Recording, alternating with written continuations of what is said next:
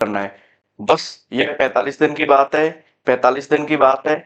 जो अभी भी सीरियस नहीं है, उनको यह वीडियो अगले साल देखनी पड़ेगी। अगर जो बच्चा सीरियस है, वो पेन लेके वीडियो देखे, लास्ट तक देखें कैसे क्या फॉलो करना है आपको।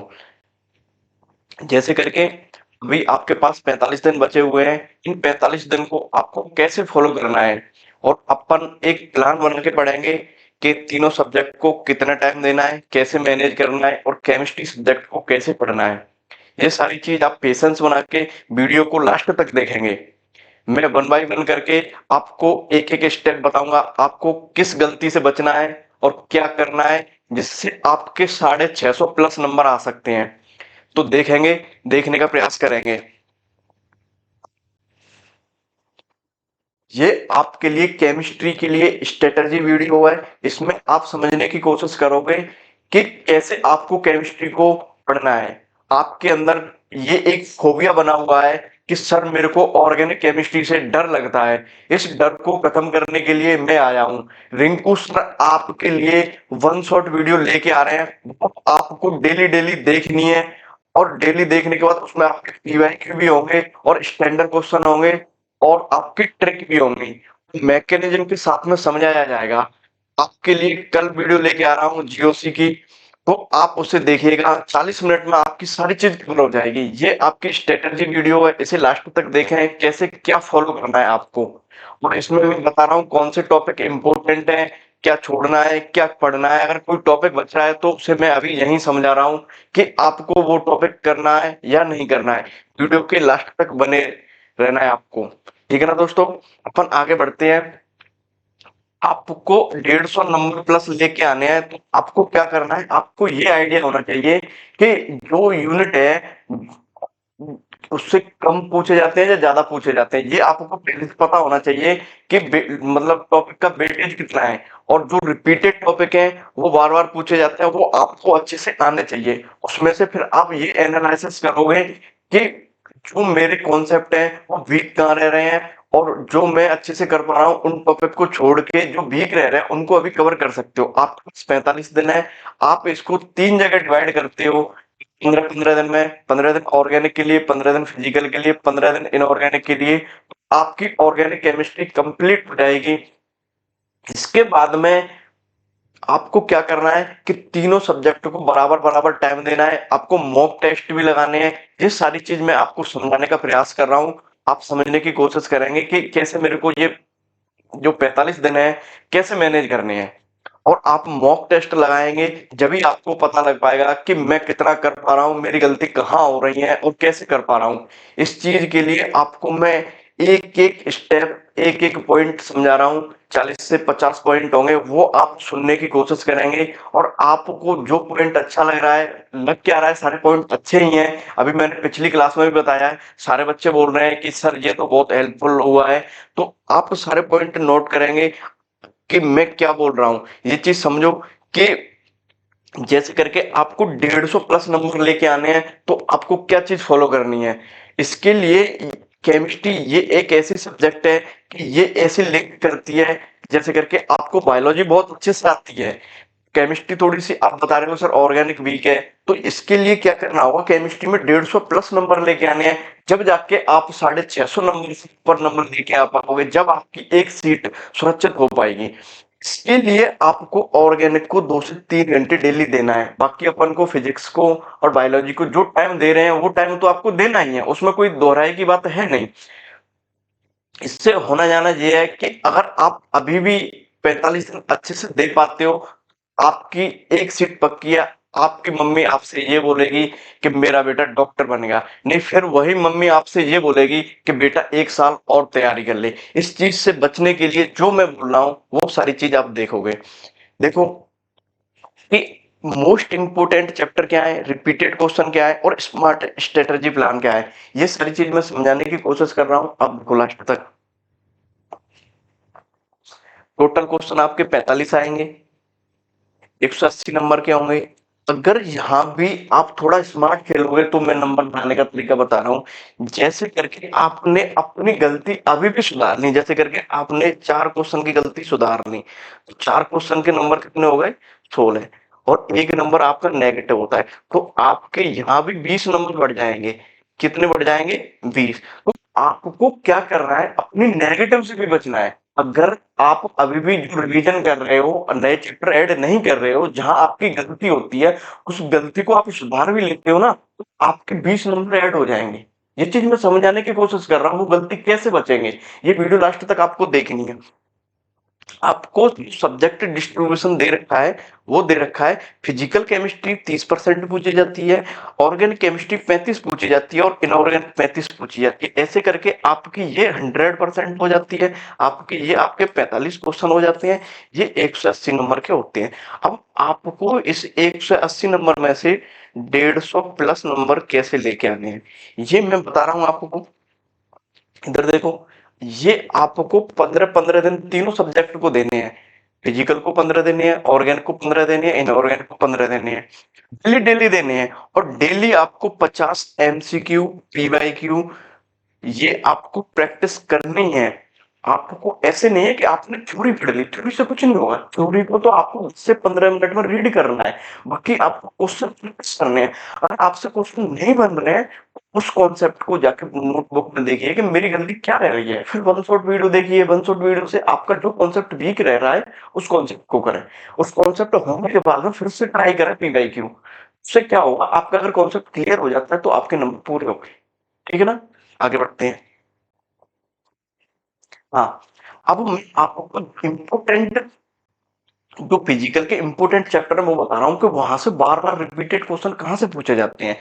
तो देखो, ये मूल कॉन्सेप्ट एक ऐसा चैप्टर है कि यहाँ से बहुत सारे क्वेश्चन आते हैं, बार बार पूछे जाते हैं, बार बार पूछे जाते हैं, भर भर के पूछे जाते हैं। आप इसी टॉपिक को बहुत अच्छे से करेंगे। ठीक है ना?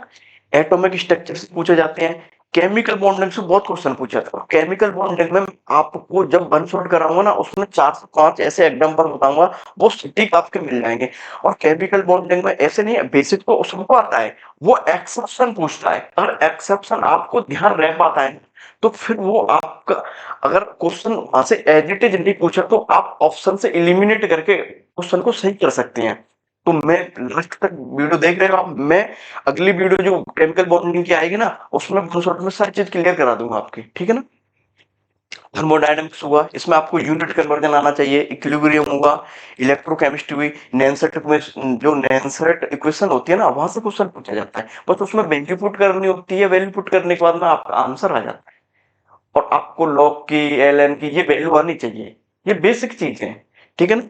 केमिकल काइनेटिक्स सेकंड ऑर्डर क्या होता है, फर्स्ट ऑर्डर क्या होता है, ये आपको आना चाहिए। ठीक है ना? अपन आगे बढ़ते हैं। ये आपके ऑर्गेनिक के हैं। ऑर्गेनिक में आपने अगर जीओसी कर ली तो आपका 60% ऑर्गेनिक कवर हो जाता है। जीओसी एक ऐसा चैप्टर है जिससे डायरेक्ट क्वेश्चन भी आते हैं और इनडायरेक्ट क्वेश्चन भी आते हैं। डायरेक्ट क्वेश्चन 2 से 3 मिल जाएंगे और इनडायरेक्ट क्वेश्चन तो सारे ही होते हैं, क्योंकि जीओसी एक ऐसा चैप्टर है, बाकी कीटोन, एल्डिहाइड, कार्बोहाइड्रेट, ये सारी चीज को लिंक करता है कि ऑर्थोपेटेक कैसे करता है, पैरापेटेक कैसे करता है, वो इंडक्टिव इफेक्ट, रेजोनेंस, ये सारी चीज आपको आनी चाहिए। यहाँ से इनडायरेक्ट क्वेश्चन बनते हैं। अगर आपको जीओसी आ रही है ना, तो आपकी 60% ऑर्गेनिक केमिस्ट्री कवर हो जाती है। फिर उसके बाद में आपकी reaction mechanism, name reaction, reagent ये बचते हैं। ये मैं वन शॉट में बिल्कुल एज इट इज जो पूछे जाते हैं, जो पैटर्न अभी चल रहा है, उस अकॉर्डिंग मैं आपको बताऊंगा। ठीक है? जीओसी आपका इंपॉर्टेंट चैप्टर हो जाता है। इसको आप 5 स्टार यूनिट मान सकते हो, क्योंकि ये मेजर यूनिट है, यहाँ से क्वेश्चन पूछे ही जाते हैं। ठीक है ना? ये हाइड्रोकार्बन है, इसमें नोमेनक्लेचर वगैरह आ जाता है, जैसे हाइड्रोकार्बन, वो सारी चीज आप लेवल 2 सीख चुके हो, और जहाँ से आपके क्वेश्चन उलझ रहे हैं वो मैं वन शॉट में कराऊंगा, वो आप देख लेना। ठीक है ना? हेलो एल्केन्स, इसमें नेम रिएक्शन आएंगे, ये सारी चीज मैं कवर करा दूंगा, ये आपको आना जरूरी है। अगर आप ये कर पा रहे हो तो इन यूनिट को तो मैं बहुत आसानी से करा दूंगा। इस चीज की आपको चिंता नहीं करनी है। आपका बस आपका फोकस रहेगा। आप ऐसे बोलती हो सर उसको डायग्राम से, मैकेनिज्म से समझाओ, मैं समझाऊंगा, मैं गारंटी ले रहा हूँ। मैंने पिछली क्लास में भी यही किया है कि बच्चे डर रहे थे ऑर्गेनिक से, तो मैंने क्या किया कि उनको सारी रिएक्शन मैकेनिज्म बताई। थोड़ा सा फास्ट बताया था, आपके पास इतना समय भी नहीं है, थोड़ा फास्ट बताया, पर लेकिन उनकी समझ में आया स्टेप कैसे चलता है, कैसे चलता है, कैसे होता है, न्यूक्लियोफाइल है वो कैसे अटैक कर रहा है, और कैसे करके वाटर निकल रहा है, NH3 निकल रहा है। ये सारी चीज आपको मैं वन बाई करके वन समझाऊंगा। आपकी ऑर्गेनिक केमिस्ट्री बिल्कुल बहुत अच्छी हो जाएगी, ठीक है ना? आपको बस इसी चैप्टर पे मेरे साथ काम करना होगा, ठीक है ना? ये आपके इनऑर्गेनिक के टॉपिक रहे। जो प्रोडक्ट टेबल है वो उसका बेसिक आइडिया आपको होना चाहिए कि किस कौन सा एलिमेंट कहाँ लाइक करता है, क्या ऑर्डर है। फिर उसके बाद में केमिकल बॉन्डिंग मैंने बता दिया कि यहाँ से एक्सेप्शन पूछे जाते हैं, हाइब्रिडाइजेशन पूछा जाता है, वो एक्सेप्शन का पूछा जाता है। मैं स्टैंडर्ड बुक से आपको ऐसे स्टैंडर्ड क्वेश्चन कराऊंगा जिनसे क्वेश्चन आपको एज इट इज मिल जाएगा। अगर नहीं मिल पा रहा है ना तो आप ऑप्शन एलिमिनेट करके आप सही आंसर टिक कर पाओगे, ठीक है? पी ब्लॉक और एस डी ब्लॉक है, इनमें कुछ नहीं है, आपको ऑर्डर ध्यान रखने होते हैं कि क्या कैसे ऑर्डर दे रखा है, इसको भी मैं वन शॉट में आपको कवर करवा दूंगा। हाँ, आपको बड़ा बड़ा ये दो यूनिट आप पढ़ पाते हो, ये दोनों लिंक है ये वाली, केमिकल बॉन्डिंग और कोऑर्डिनेशन कंपाउंड। कोऑर्डिनेशन कंपाउंड एक ऐसी यूनिट है, ये मेजर यूनिट भी है, क्वेश्चन भी पूछे जाते हैं और सबसे हो भी जाती है। अगर जो बच्चा इस यूनिट में गलती कर लेता है वो अपने नंबर कम लेके आता है, उसकी रैंक गिरती है, उसको अच्छा कॉलेज नहीं मिल पाता है। आपको करना क्या है कि इस कोऑर्डिनेशन यूनिट है ना, इसके लिए आपको जो इसके weak field ligand, strong field ligand और जो इलेक्ट्रोकेमिकल सीरीज होती है वो आपको आना चाहिए। अगर वो आपको अच्छे से आती है और स्प्लिटिंग कि कब ऑक्टाहेड्रल कब टेट्राहेड्रल स्प्लिटिंग होती है तो कैसे होती है, कब T2G ऊपर होगा कब EG नीचे होगा, बस इतना आपको आना चाहिए। मैं 40 मिनट की वीडियो में बिल्कुल बहुत अच्छे से PYQ से लेकर आने वाले क्वेश्चन तक मैं कवर कराऊंगा कोऑर्डिनेशन यूनिट को, ठीक है ना? पर आगे बढ़ते हैं। हाँ, ये वो टॉपिक हैं जो बार बार रिपीट होते हैं, ये ऐसे मान सकते हो 5 स्टार जैसे करके ये बोलते हैं ना अपन 5 स्टार, ये 5 स्टार, ये 5 स्टार टॉपिक है जहां से क्वेश्चन रिपीट होते हैं। मैं इनके क्वेश्चन करवाऊंगा जैसे करके केमिकल बॉन्डिंग अभी बताया आपको, कोऑर्डिनेशन कंपाउंड, एल्डिहाइड कीटोन और इलेक्ट्रोकेमिस्ट्री, इक्विलिब्रियम और जीओसी। यही मैंने थोड़ी देर पहले आपको ऊपर समझाया है कि यहाँ से क्वेश्चन भर भर के पूछे जाते हैं, भर भर के पूछे जाते हैं, जब जाके आप 150 प्लस नंबर स्कोर कर पाओगे, ठीक है ना? इनसे हर साल क्वेश्चन आते हैं, हर साल क्वेश्चन आते हैं, ऐसे नहीं है कि नहीं आते, आते हैं। आपको करना आना चाहिए, आपको राइट आंसर करना आना चाहिए। अगर नेगेटिव जाओगे तो आपके नंबर कम आएंगे, अगर पॉजिटिव करते हो जो जो चीज मैंने आपको थोड़ी देर पहले समझाई थी, अगर आप 4 क्वेश्चन सही कर पाते हो तो 16 नंबर तो ये हो जाते हैं, 4 नंबर उसके पॉजिटिव नेगेटिव वाले में बचेगा तो आपके 20 नंबर बढ़ जाएंगे। आप इन्हें जो यूनिट दे रखी है ना बार बार रिवाइज करोगे, इनमें गलती ढूंढोगे ना, एक यूनिट से एक क्वेश्चन भी मानोगे तो आपके 20 नंबर बढ़ रहे हैं और 20 नंबर बहुत मायने करते हैं। आप भी समझ रहे होगे, आप भी टेस्ट दे रहे हो, ये चीज समझने की कोशिश करो। अपन अगली स्लाइड में चलते हैं। हाँ, आपको क्या करना है, केमिस्ट्री सब्जेक्ट के लिए आपको 3 से 4 घंटे देने हैं, फिजिक्स को आपको 3 से 4 देने हैं और बायोलॉजी को आपको 5 से 6 घंटे देने हैं। वो बड़ा सब्जेक्ट है, वहां से ज्यादा क्वेश्चन आते हैं। अगर आपका कोई सब्जेक्ट वीक रह रहा है तीनों में से, जैसे फिजिक्स जैसे करके फिजिक्स हुआ, केमिस्ट्री हुआ और बायोलॉजी, अगर जो वीक चल रहा है ना उसको आप एक्स्ट्रा टाइम दे सकते हैं। बाकी तीनों सब्जेक्ट को आपको डेली पढ़ना है, उसमें क्वेश्चन प्रैक्टिस करनी है। और क्या करना है, इधर देखो A/4 ऐसे करके आप एक पेज लोगे हर सब्जेक्ट के लिए। आपको क्या करना है, उस पे यस करके मेंशन करना है, जैसे छोटी छोटी चीज आप बोल रहे हो तो नोट करते जाओगे, नोट करते जाओगे। ऐसे मानो एक पेज पे आपको एक यूनिट नोट करनी है, सारी चीज नोट नहीं करनी है, जो चीज आप भूलते हो वही चीज नोट करनी है। उसको बार बार यूनिट पढ़ने से पहले पढ़ोगे, यूनिट खत्म करने के बाद में पढ़ोगे।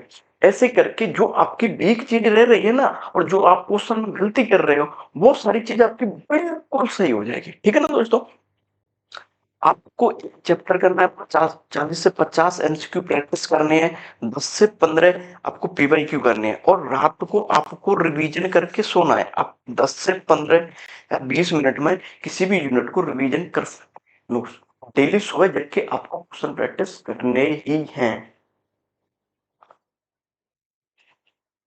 हाँ, आप क्या करना है, जैसे करके 30 साल का क्वेश्चन अब नहीं करने, आपको मात्र 10 साल के क्वेश्चन करने हैं, 15 से 25 तक के। उसमें होना जाना ये कि आपने 38 साल के पहले क्वेश्चन प्रैक्टिस कर लिए। अब आपको जो जैसे करके जिस स्टैंडर्ड के क्वेश्चन पूछे जा रहे हैं और जिस तरीके के क्वेश्चन पूछे जा रहे हैं नए पैटर्न से, वो वाले क्वेश्चन करने हो, वो 10 साल में आ जाएँगे सारे। अगर वो क्वेश्चन आप कर पाते हो, तो नेक्स्ट एग्ज़ाम जो 26 का है, उसमें आप अच्छे से कर पाओगे। वो चीज़ आप पीवाईक्यू करके ही समझ पाओगे, और एग्ज़ाम पैटर्न अगर आपके समझ में आता है, आप बहुत अच्छे से कर पाओगे, ठीक है ना?